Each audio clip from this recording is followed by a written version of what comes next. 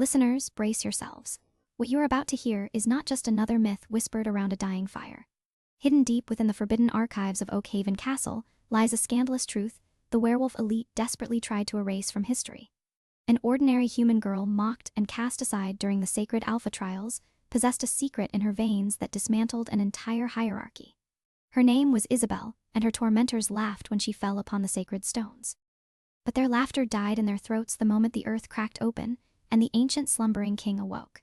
Winter had come early to the sprawling stone-walled fortress of Oakhaven, bringing with it a biting frost that seeped into the very marrow of those who resided within its walls. In the heart of this medieval stronghold lived the Croft Pack, a lineage of Lycans who prided themselves on their ruthless strength and unyielding dominance. At the helm of this formidable pack was Silas Croft, a man whose ambition was matched only by his cruelty. He had claimed the seat of power through deceit and fear, ruling over the northern territories with an iron fist. Amidst the towering Lycans and the arrogant nobility of the pack walked Isabel Sterling. She was a human, a fragile creature in a den of apex predators. Her family, the Sterlings, had served the wolves of Oakhaven for generations.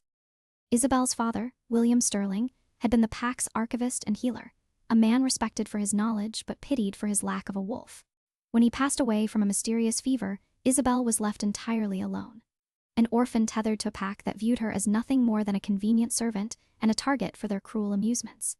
Isabel's days were an endless cycle of back-breaking labor and quiet humiliation.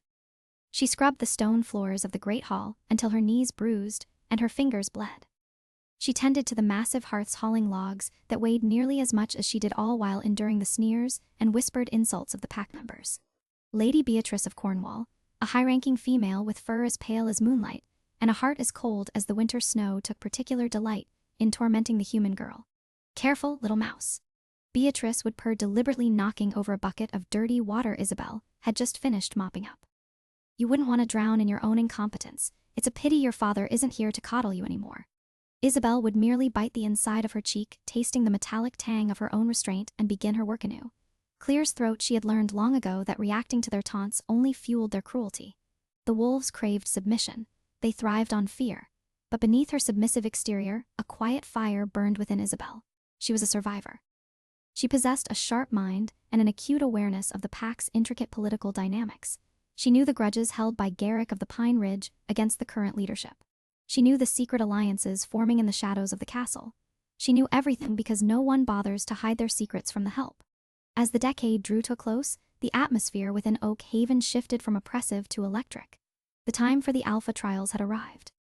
This was a brutal ancient tradition, held once every generation, where the strongest wolves competed in a series of deadly challenges to prove their worth and potentially challenge the reigning leader for the right to rule.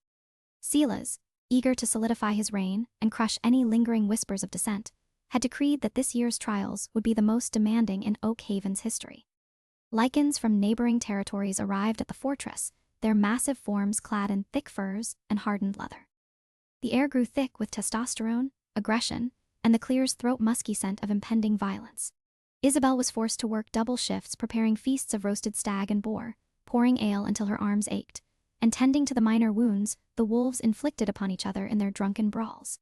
It was during one of these chaotic evenings in the great hall that Silas called for silence. He stood atop the raised dais, his dark eyes sweeping over the assembled crowd. His gaze, sharp and predatory, finally landed on Isabel, who was attempting to shrink into the shadows near the kitchens. "Our ancestors built this pack on strength." Silas bellowed, his voice echoing off the vaulted ceilings. "But they also built it on the submission of the weak. Tomorrow, the final phase of the trial commences in the ancient arena. And to remind us of the natural order of things, our little human pet here will have the honor of serving as the designated quarry for the first event." A collective gasp echoed through the hall, quickly followed by a chorus of malicious laughter. Isabel's heart plummeted into her stomach. The quarry. In the old texts her father used to read, the quarry was bait, a creature set loose in the arena to be hunted and toyed with before the real combat began. It was a death sentence masked as a sadistic game. "Clear's throat, you cannot do this, Silas," whispered an older wolf named Aldous, stepping forward hesitantly. "She is the last of the Sterlings. They have served this territory faithfully for a century. She is a human, Aldous." Silas snapped, his eyes flashing with a dangerous golden light. "And she will serve her purpose. Let her presence in the arena be a testament to what happens to those who are born weak in a world meant for the strong." Isabel stood frozen, the laughter of 100 wolves ringing in her ears. She clutched a small silver pendant hidden beneath the coarse fabric of her tunic, a strange ancient heirloom her father had given her on his deathbed. "Keep it hidden, Isabel," he had whispered, his breath rattling in his lungs. "Our bloodline carries a heavy duty. When the stones weep, the true protector will rise." She had never understood what his delirious final words meant. But as she stared into the glowing, cruel eyes of Silas Croft, she realized that tomorrow she would likely die without ever uncovering the truth. Dawn broke over the northern peaks, painting the snow-capped mountains in hues of violent crimson and bruised purple. The ancient arena of Oak Haven, a massive circular pit carved directly into the bedrock by Lycan ancestors, was already filled to the brim. Clear's throat, the stone bleachers were packed with howling spectators, their collective breath rising in thick plumes of white vapor against the freezing morning air. At the very center of the pit lay the Moonstone Crest, a massive circular slab of obsidian etched with forgotten runes, supposedly the site where the first Lycan pacts were sealed. Isabel was shoved roughly down the dark, damp tunnel leading into the arena. She wore only a simple linen tunic and breeches, offering her zero protection against the biting cold or the razor-sharp claws of the beasts waiting for her. Her bare feet slapped against the freezing stone. Clear's throat, behind her, 2 burly guards chuckled, their hands rough as they pushed her toward the blinding light of the arena floor. "Move, little meat," one of them sneered. "The Alpha is waiting." When she stumbled out into the open, the roar of the crowd hit her like a physical blow. Hundreds of wolves jeered, throwing scraps of food and hardened snowballs in her direction. High above, seated in an ornate wooden chair draped in bear skins, Silas looked down at her with a look of supreme satisfaction. Lady Beatrice sat beside him, sipping hot wine and looking at Isabel as one might look at a rat caught in a trap. Silas stood, raising a hand. The crowd instantly fell silent, the absolute obedience of the pack, a terrifying thing to witness. The final day of the Alpha trial begins. Sila's voice boomed, magically amplified by the acoustics of the ancient pit. "Before our strongest warriors clash for glory, we honor the old ways. The hunt, Clear's throat, the prey." He pointed a long, leather-gloved finger directly at Isabel. "The rules are simple. Upon the obsidian crest lies the chalice of winter. If the human can reach the chalice and bring it to my feet before our champions catch her, she earns her miserable life. If not, she belongs to the victors." Isabel looked toward the center of the arena. There, resting on the smooth black surface of the Moonstone Crest, was a heavy silver goblet. It was perhaps 50 yards away.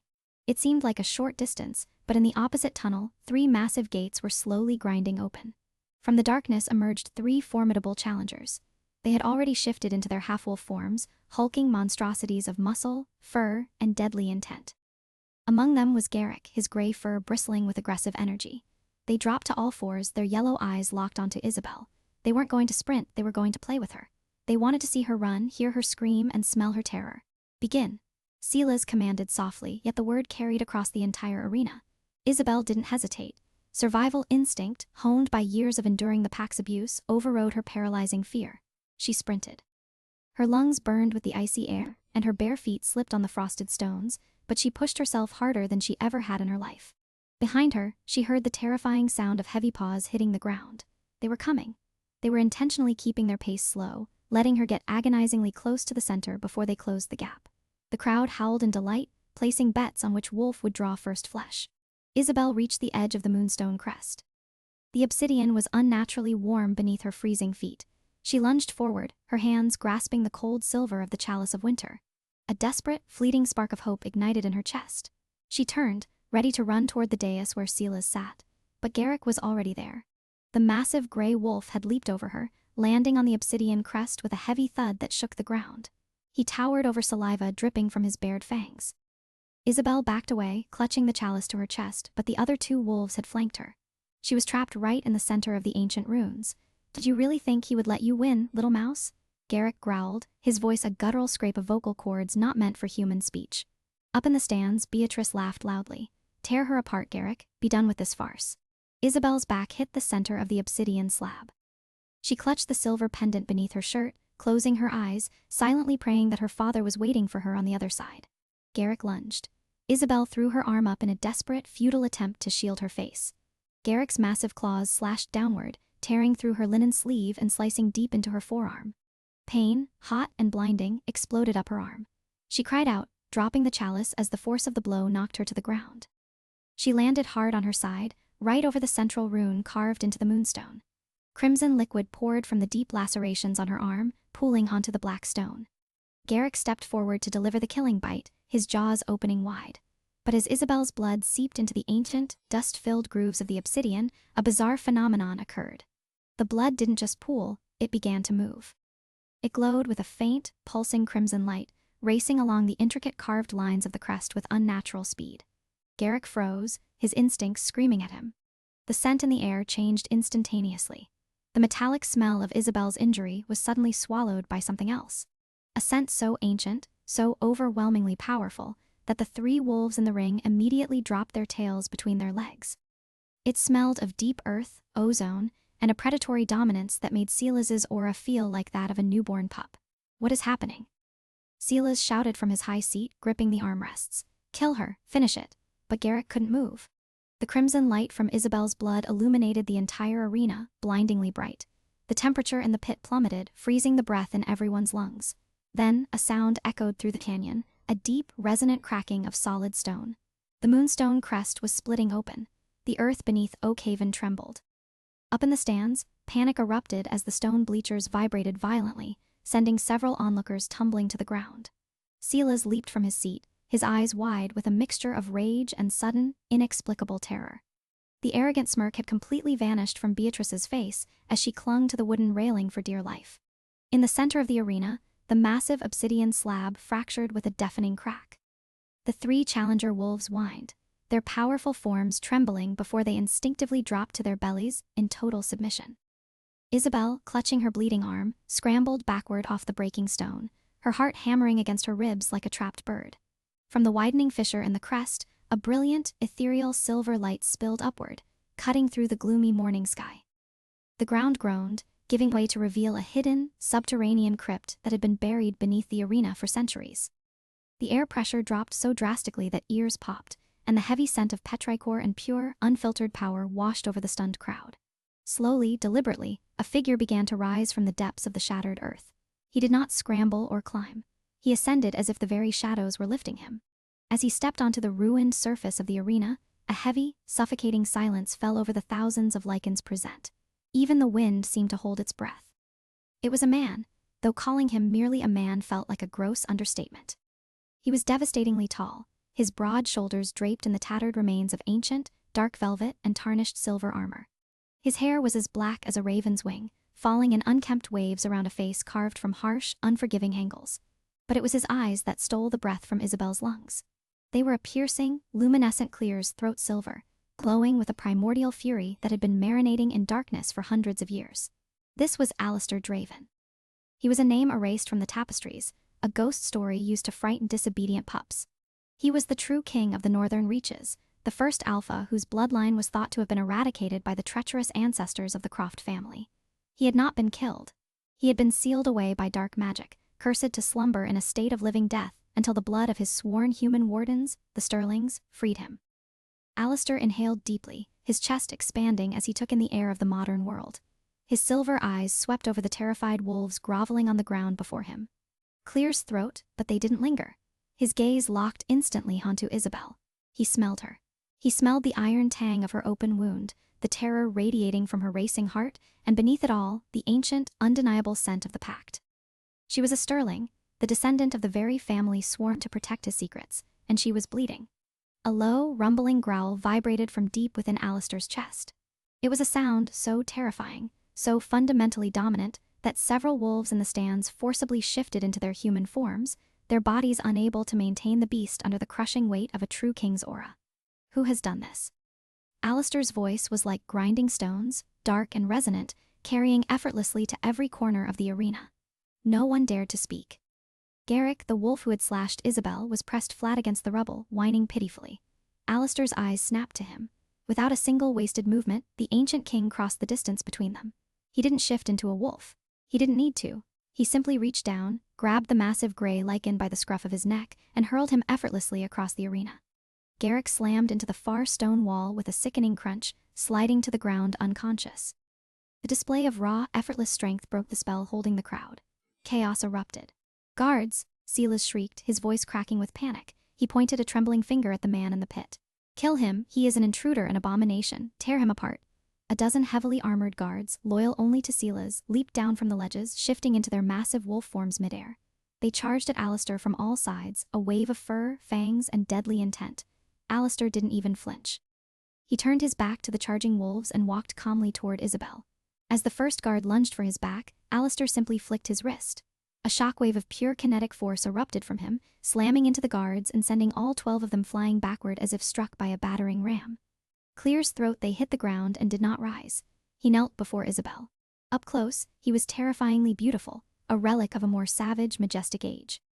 He looked at her bleeding arm, his jaw clenching. Gently, with hands strong enough to crush boulders, he took her injured arm. His touch was surprisingly warm. "You bear the mark of the Sterling line," Alistair murmured, his silver eyes meeting her wide, fearful gaze. "And you bleed upon my seal. For what crime were you thrown to these mutts, little bird?" For their amusement," Isabel stammered, shivering violently, though she wasn't sure if it was from the cold, the blood loss, or the sheer proximity to this godlike being. I am nobody." "You are a Sterling," Alistair corrected, his voice firm but surprisingly gentle. "And my ancestors swore a blood oath to yours. Those who harm my wardens answer to me." He stood up, his massive frame shielding Isabel completely from the prying eyes of the arena.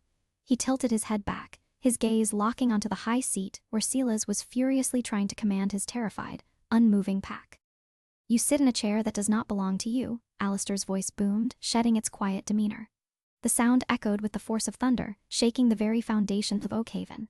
"You wear the title of Alpha, yet you allow mutts to feast upon the innocent. You are a usurper, born of a treacherous bloodline." "I am the Alpha of Oakhaven," Silas screamed, his face purple with rage. "I am Silas Croft, and you are a dead myth." Alistair smiled, a slow, predatory curving of his lips that sent a chill down the spine of every creature watching. "Then come down here, Silas Croft," Alistair challenged, extending his arms. "Step into the pit, defend your stolen title, or I will come up there and rip it from your throat." The pack turned their eyes to Silas. The ultimate test of an alpha was a challenge. To refuse was to forfeit the right to rule. Silas swallowed hard, staring down at the ancient nightmare that had just awoken from the earth. The arrogant king of the north was suddenly painfully aware that he was entirely, utterly outmatched. And beside him, the human girl they had mocked as a weak, useless pet was now under the protection of the most dangerous creature to ever walk the earth. Silence hung over the arena, thick and suffocating. Thousands of eyes shifted back and forth between the ancient nightmare standing in the ruined pit and the current alpha trembling on his high balcony. Silas Croft, the ruthless tyrant who had ruled the northern territories with an iron grip, was suddenly paralyzed by a primal terror he had never known. The pack's absolute law, dictated by the ancient Wolfhartman treatises, was clear. A direct challenge for the alpha position in the sacred pit could not be ignored. To refuse was to be stripped of one's wolf, cast out as an omega, and hunted down by sunset. "I am waiting, usurper." Alistair Draven's voice cut through the freezing air again, calm but laced with a lethal edge. He did not yell. He did not need to. His dominance was a physical weight pressing down on every lichen present. Silas swallowed hard, his face pale. He looked at Lady Beatrice, seeking some form of support, but the pale-haired noblewoman had already backed away from him, her eyes wide with self-preserving calculation. The pack was watching. The neighboring alphas, who had come to watch the trials, were watching. If Silas backed down now, he would be slaughtered by his own lieutenants before he even reached the castle gates. With a roar that was half fury and half desperation, Silas vaulted over the wooden railing of the balcony. He shifted in midair, an explosive transformation of cracking bone and tearing fabric. By the time he hit the stone floor of the arena, he was a monstrous, pitch-black werewolf, standing nearly 8 ft tall on his hind legs.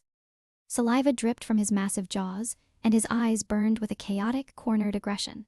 Isabel gasped, clutching her bleeding arm, and scrambled backward to press herself against the crumbling remnants of the moonstone crest. Silas, in his wolf form, was a terror she had only witnessed from afar, a beast that had ripped apart entire insurgent packs in the eastern valleys. Alistair, however, didn't shift. He merely rolled his broad shoulders, the tarnished silver armor clinking softly against his velvet tunic. He looked at the massive black beast with a mixture of boredom and profound disgust. "You reek of fear, boy," Alistair murmured, though the acoustics of the pit carried his words to every eager ear. "You rely on size to mask your weakness. Come, show me what a modern alpha can do." Silas lunged. He covered the distance in a fraction of a second, his massive claws swiping horizontally in an attack meant to decapitate the ancient king. The crowd collectively held its breath. Alistair moved with a speed that defied the physical laws of the world. He didn't just dodge, he ducked beneath the devastating swipe and drove a simple, brutal uppercut into the underside of Silas's jaw. The sickening crack of bone echoed like a gunshot. Silas's massive form was lifted entirely off the ground, his jaws snapping shut with enough force to shatter his own fangs. The black wolf crashed onto his back, sliding across the frost-covered stone. Before Silas could even attempt to right himself, Alistair was upon him. The ancient king grabbed the beast by the thick fur of his throat and hauled him upward, slamming him against the unforgiving stone wall of the arena. My ancestors forged this pact to protect humanity, to stand as a shield between the darkness and the innocent. Alistair roared, his silver eyes flashing with explosive, unbridled fury. I read the Sterling Draven Accords of 1342, a sacred vow of protection, and you turn my wardens into sport. Silas thrashed violently, his massive claws raking down Alistair's chest, tearing through the ancient velvet and scraping against the tarnished silver armor underneath. But Alistair didn't even blink. He didn't feel the pain. He felt only the righteous vengeance of a betrayed king. In a desperate, dirty maneuver, Silas's form suddenly shrank, reverting back into a man. It was a cowardly tactic, meant to slip free from the chokehold. As he dropped to the ground, Silas pulled a hidden dagger from his boot, a blade gleaming with the unmistakable deadly sheen of refined liquid silver and wolfsbane poison. He thrust it upward, aiming directly for Alistair's heart. Isabel screamed a warning. Alistair, no! The blade pierced Alistair's chest, sinking deep into the muscle just below his collarbone. The crowd gasped in collective shock. Silver and wolfsbane were an instant death sentence for any Lycan. Silas barked a harsh, victorious laugh, blood pouring from his shattered jaw. Myth or not, you bleed like the rest of us, Silas spat, his chest heaving. Alistair looked down at the silver dagger protruding from his chest. Slowly, an unnerving, dark smile spread across his face. He reached up, his large hand wrapping around the hilt of the blade. Without a single flinch of pain, he yanked the dagger free. The wound sizzled for a mere second, before the flesh began to knit itself back together at an impossible speed. I am not like the rest of you, Silas, Alistair whispered darkly. I am the soil of Oak Haven, I am the mountain. Silver cannot kill the earth. Silas's eyes widened in absolute sheer horror. He stumbled backward, dropping to his knees as the reality of his doom finally crushed him. Alistair didn't drag it out. He stepped forward, his hand snapping out to grip the usurper's skull. With a sharp, merciless twist, a loud snap echoed through the silent arena. Silas Croft's lifeless body slumped to the frozen ground, his reign of terror extinguished in a matter of seconds. The silence that followed was absolute. No one cheered, no one howled. Thousands of Lycans simply stared in terrified awe at the man standing over the corpse of their invincible alpha. Alistair slowly turned, his silver gaze sweeping across the bleachers. He locked eyes with the Lycan lords, the warriors, and the trembling nobility. I am Alistair Draven, he proclaimed, his voice ringing with absolute authority. The true alpha, the king of the northern reaches. If anyone else wishes to contest my claim, step down now. Nobody moved. Then, slowly, an old Lycan near the front row, Aldous, the wolf who had tried to defend Isabella earlier, stepped out of the stands. He walked down into the pit, ignoring the blood and the rubble. He stopped 10 paces from Alistair, dropped to his knees, and bared his neck in the ultimate gesture of submission. Hail the true king, Aldous rasped. Like dominoes falling, the rest of the arena followed. Thousands of Lycans dropped to their knees, baring their necks to the cold air. A wave of submission rippling through the ancient stone amphitheater. The reign of the Crofts was over. The era of the Draven king had begun. The transition of power was swift and absolute. Within an hour, the banners bearing the Croft insignia were torn down from the battlements of Oak Haven Castle and cast into the courtyard fires. Alistair Draven didn't march into the great hall like a conqueror. He strode in like an owner returning to a mismanaged estate. His presence demanded an immediate and profound shift in the path's hierarchy. The arrogant lords and cruel ladies who had swaggered through the corridors mere hours ago now walked with their heads bowed, Clear's throat terrified of drawing the ancient king's ire. Isabella found herself sitting in the center of the Alpha's private study. A massive, circular room lined with leather-bound texts and tapestries depicting forgotten Lycan victories. She was still shivering, wrapped in a heavy, luxurious fur cloak that someone had hastily thrown over her shoulders. The gash on her arm throbbed relentlessly, a sharp reminder of the morning's trauma. The heavy oak door swung open and Alistair entered. The air in the room instantly grew heavier, charged with static electricity. He had stripped off the ruined armor and torn velvet, now wearing a simple, dark linen shirt and riding leathers procured from Silas's expansive wardrobe. Without the grime and shadow of the crypt, his features were even more striking, harsh, regal, and fiercely handsome. Behind him trailed Lady Beatrice. She was attempting a desperate, sickening pivot, carrying a silver basin of warm water and fresh bandages. Her pale hair was perfectly coiffed, her dress strategically unlaced at the collar. She had realized instantly that to survive, she needed to align herself with the new power. "My king," Beatrice purred, her voice dripping with artificial sweetness as she set the basin on a table near Isabella. "Allow me to tend to your servant. It is the least I can do after the horrors Silas forced upon her." Alistair stopped dead in his tracks. He turned to look at Beatrice, his silver eyes narrowing into terrifying slits. He could smell the deceit radiating from her pores, thick and cloying like rotting perfume. "You call her a servant?" Alistair's voice was a low rumble that vibrated through the floorboards. Beatrice blinked, her seductive smile faltering.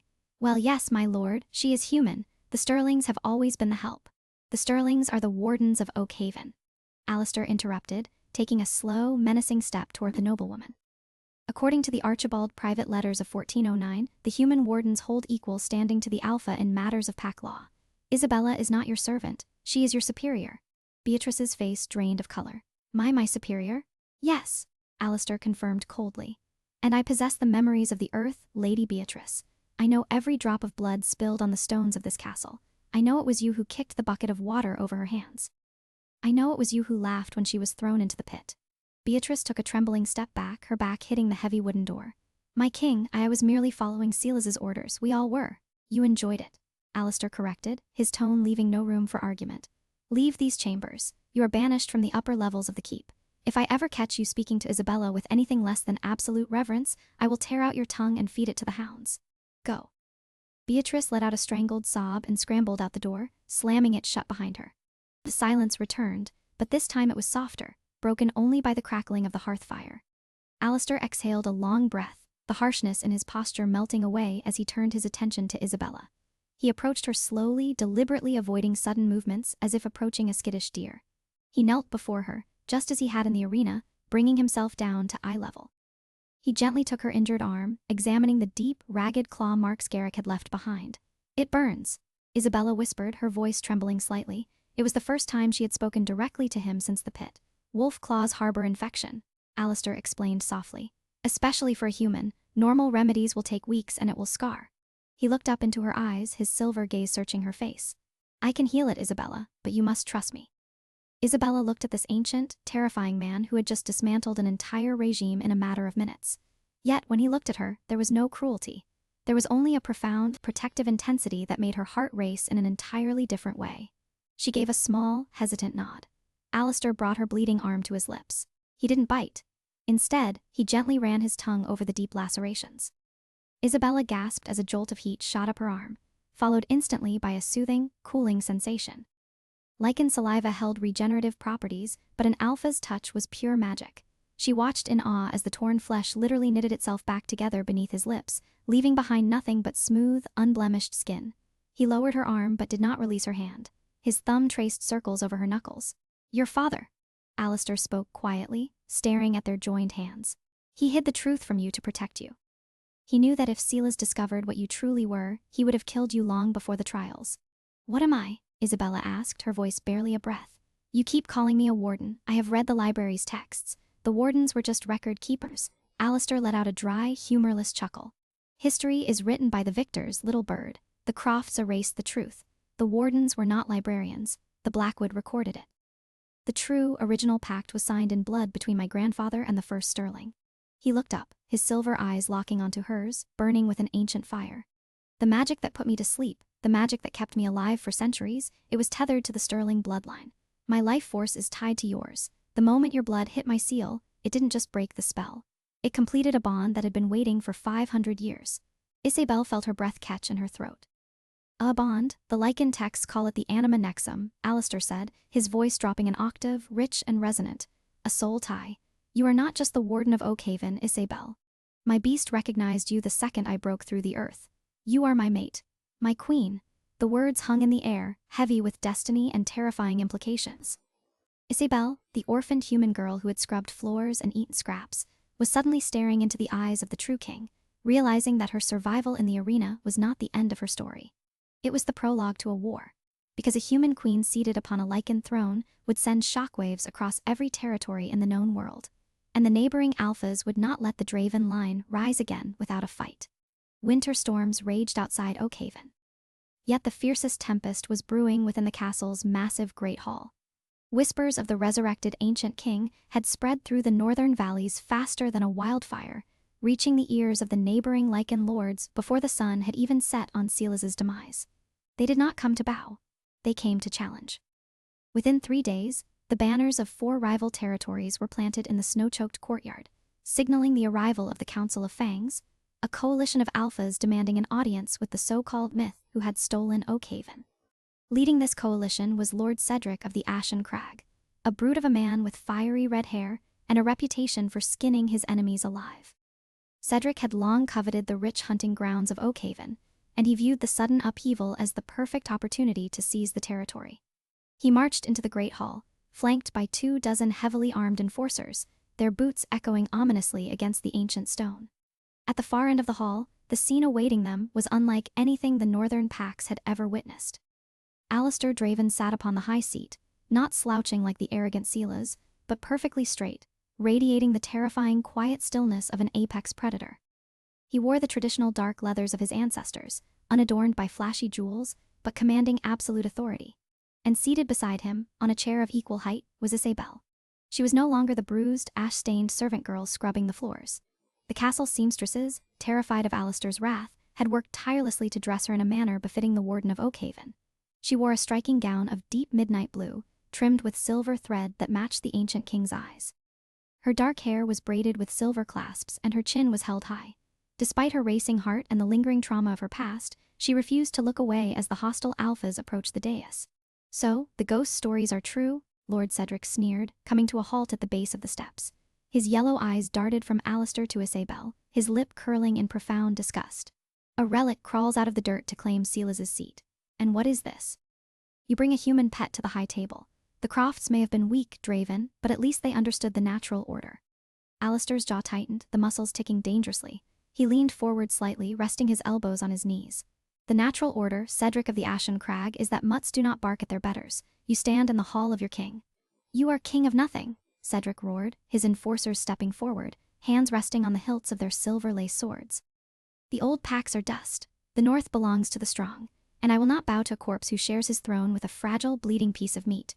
Hand over the territory and the girl, and we might let you crawl back into the hole you came from." A collective gasp echoed from the Oakhaven pack members lining the walls. Aldous, the elder wolf who had sworn fealty to Alistair in the arena, took a menacing step forward. But Alistair raised a single hand, halting him instantly. Alistair slowly stood, his massive frame casting a long, terrifying shadow over the visiting alphas. The air pressure in the room dropped so violently that several of Cedric's guards staggered, clutching their chests. The silver rings in Alistair's eyes flared with blinding light. "You dare speak of the old Pax as dust?" Alistair's voice was a low, seismic rumble that vibrated through the very bedrock of the castle. "You, whose ancestors cowered in the caves, while mine held the line against the shadowed beasts. But I will not fight you, Cedric, because you are not challenging just me." He turned gracefully, extending his hand toward Isabel. "You challenge the warden, and by the laws of the Blackwood Concordat, an insult to the warden is an act of war against the earth itself." Belle's heart hammered against her ribs, but as she looked into Alistair's eyes, she felt an overwhelming surge of calm. The anima nexum, their soul tie, pulsed warmly in her chest, a steady drumbeat of courage that banished her human frailty. She remembered the hidden texts her father had made her memorize, the ancient runic laws that the arrogant wolves had dismissed as fairy tales. She stood up, ignoring Cedric's mocking glare, and placed her hand in Alistair's. "Lord Cedric," Isabel's voice rang out, remarkably steady and clear. "You claim the North belongs to the strong, but your strength is borrowed.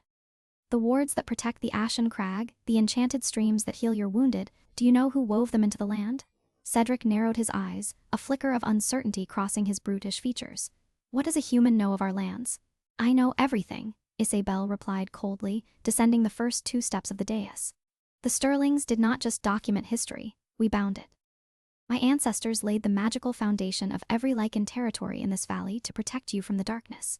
And what the wardens have given," Isabel raised her uninjured arm, her palm facing the massive stone pillars of the hall, "the wardens can take away." She closed her eyes, tapping into the deep, thrumming energy she had felt ever since her blood touched the moonstone crest. She spoke a single, guttural word in a language older than humanity, a word her father had whispered on his deathbed. The reaction was instantaneous. Deep within the subterranean bedrock of Oakhaven, a sound began to build. It was not merely a tremor, it was a profound, resonant groan of ancient earth awakening from a centuries-long slumber. The single, guttural word Isabel had spoken hung in the freezing air, vibrating with a frequency that made the lichens' teeth ache. Suddenly, the magical wards embedded within the very foundation of the fortress flared to life. For generations, the wolves had believed these intricate carvings were merely decorative masonry, but now brilliant, blinding silver light poured from the cracks, racing up the massive stone pillars and weaving across the vaulted ceiling like a web of liquid lightning. The magic did not remain confined to the Great Hall. It pulsed outward with the devastating force of a shockwave. The ethereal energy rippled across the snow-choked courtyards, tore through the freezing northern winds, and struck the distant, jagged peaks of the Ashen Crag with invisible, cataclysmic precision. Lord Cedric gasped, his yellow eyes widening in sudden, excruciating agony. He stumbled backward, his heavy boots slipping on the stone floor. A horrifying, wet, tearing sensation ripped through his chest. Not the physical breaking of bone, but the violent snapping of a spiritual tether.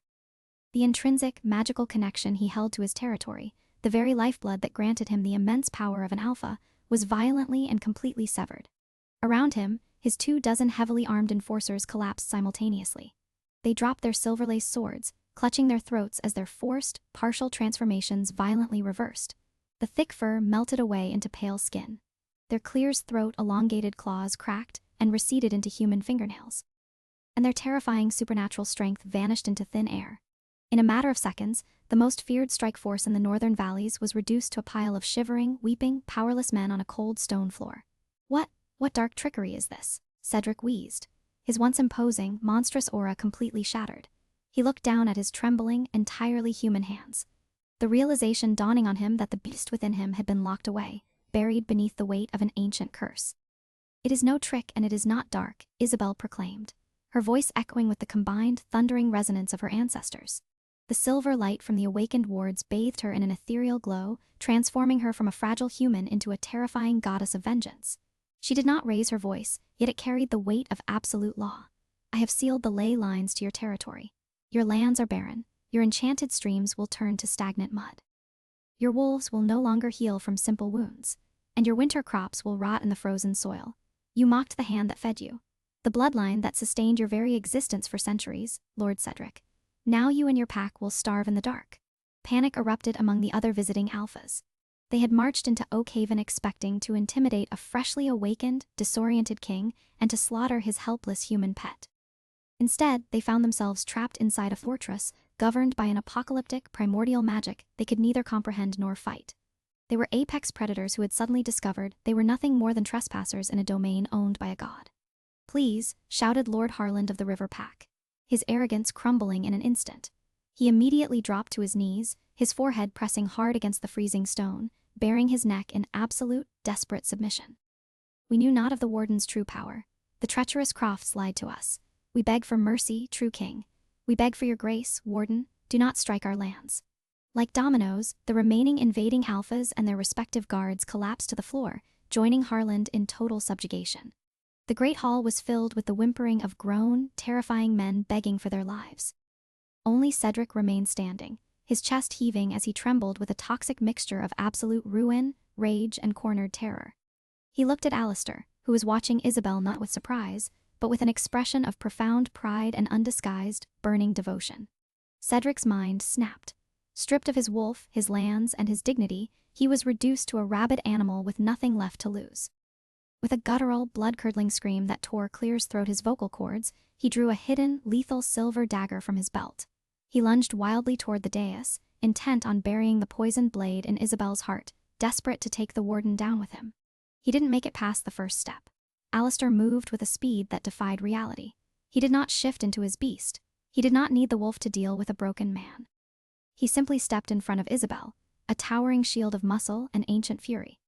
His massive hand snapped forward, closing around Cedric's thick throat, lifting the brute entirely off the floor with zero effort. Cedric choked, his legs kicking uselessly in the air, the silver dagger clattering harmlessly to the stone steps. "You were offered a chance to bow, you usurper," Alistair whispered, his voice as cold and final as a winter grave, "but a rabid dog cannot be tamed. And you have dared to bare your teeth at my queen." Clear's throat with a sickening, echoing crunch that silenced the whimpering of the other alphas, Alistair crushed Cedric's windpipe. He casually tossed the lifeless body down the grand staircase, where it landed heavily, a bloody heap at the feet of the trembling visiting lords. Alistair turned back to Isabel, the lethal, terrifying fury in his silver eyes instantly melting into a profound softness. He ascended the final step and knelt before her, right there in front of the assembled, terrified packs of the northern valleys. He took her small, scarred hand in his massive one, pressing his forehead against her knuckles in a gesture of absolute, eternal reverence. "My queen," Alistair murmured, his deep voice carrying through the silent hall for all to hear. "The north is yours to command." The great hall erupted. It was not the chaotic, bloodthirsty cheering of the Croft era, but a unified, deafening, soul-shaking howl of deep, spiritual loyalty. The Lycans of Oakhaven, followed hastily by the subjugated rival packs, pledged their lives to the ancient king and his human mate. In the sprawling, sunlit months that followed, the grim fortress of Oakhaven underwent a miraculous metamorphosis. The cruelty and tyranny of Silas Croft became a dark, fading nightmare, replaced by an era of justice, balance, and unprecedented prosperity. Isabel, the girl who had once scrubbed the floors on her hands and knees while bleeding from their taunts, now walked the corridors with absolute, unquestioned authority. She unsealed the forbidden archives, spending her days teaching the packs their true history and restoring the sacred, forgotten balance between Lycan and human. Lady Beatrice and the remaining sycophantic Croft loyalists were stripped of their stolen wealth and fine silks. They were banished to the freezing, unforgiving wastelands without a single coin, forced to attempt survival without the protection of the pack they had so deeply corrupted. Rumors said they didn't last the first winter. As for Alistair and Isabel, their bond grew stronger with every passing sunrise. The Anima Nexum tied their souls inextricably together, a brilliant, magical tether ensuring that the true king's ferocious, apocalyptic strength was forever guided and tempered by the queen's brilliant, merciful heart. They ruled side by side from the high seats of Oakhaven, a living testament to the fact that true power does not come from the sharpness of fangs or the depths of cruelty, but from the ancient, unbreakable magic of a promise kept. The outcast had become the savior, and the North would never dare mock a human again. What a breathtaking journey. From the dark, bloody stones of the Alpha trial to the radiant throne of Oakhaven, Isabel proved that true power isn't about the sharpness of your claws, but the strength of your bloodline and the resilience of your spirit. The arrogant wolves thought they were breaking a fragile servant, but instead, they shattered the cage of their own ancient king and crowned their true queen. Clear's throat, the reign of Alistair and Isabel, forever changed the northern territories, reminding everyone that history's greatest secrets are often hidden in plain sight. If you were captivated by this tale of betrayal, ancient magic, and a romance that defied centuries, hit that like button right now. Don't forget to share this story with your fellow fantasy lovers and subscribe to the channel and ring the bell so you never miss another legendary myth brought to life. See you in the next adventure.